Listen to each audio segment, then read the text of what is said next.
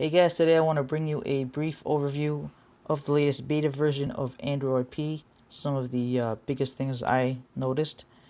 Um, so I have the Pixel XL, so I was able to go to google.com/android/beta and enroll in the beta program and then just download the system update onto my phone. Took a couple hours. If you have any of the following phones, you can also do the same as me. They include the Essential phone, any of the Pixel phones, the Nokia 7 Plus, HTC One Plus 6, Oppo R15 Pro, Sony Xperia XZ2, Vivo X21 UD, Vivo X21, or the Xiaomi Mi Mix 2S. So if you have any of those phones, you can head over to google.com/android/beta and start playing around with the latest version of Android P beta version. And it's pretty much free of bugs and stuff, so you don't really have to worry about that. But just in case. So there's a lot of minor differences here. You can see the color scheme difference a little bit different. These app icons a little bit bigger, colorful, notifications.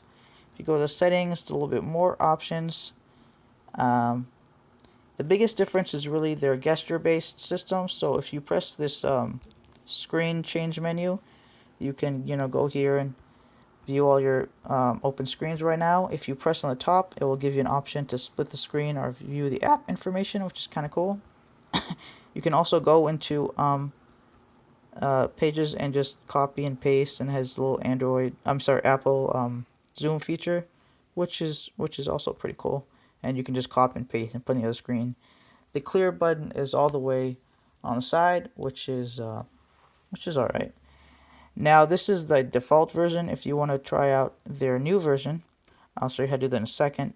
Oh, and if you swipe up one more time, you can also view the app drawer, and it has the usual stuff. So that's pretty cool. So now if you want to try out their new, just go back to settings, right? And then you want to go to system and go to gestures, and then swipe up on home screen and enable it. And now you'll see this little cylinder button in the bottom. So when you swipe up on this, it brings up this screen right here. Swipe up again, it brings up the app drawer. If you press the home button, bring it to the home button, and then you can switch between screens by just swiping left, which is for the most part pretty cool. I would never use it though, so it's pretty useless for me. Anyway, the volume button has changed, so if you press volume, it will bring up this thing on the side, and you just press this in a settings menu, and you can rather than swiping down and doing all that stuff, which is pretty cool. You can also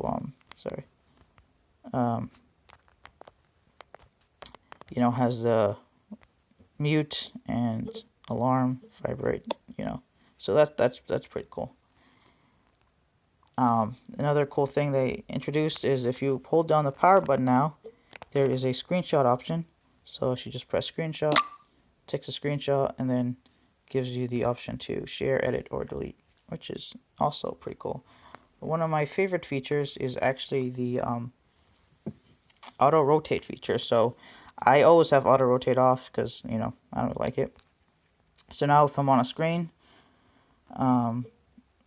let's say browser. Alright. Do I have a browser open? Yes, I do. And so now if I want to rotate it, rather than having to, swipe down and press auto rotate, I can just turn the screen like this. Sorry. A little option will appear here, and I press it. Now the screen is permanently in landscape mode. Okay, I want to switch back like that. And now the screen is permanently in portrait mode.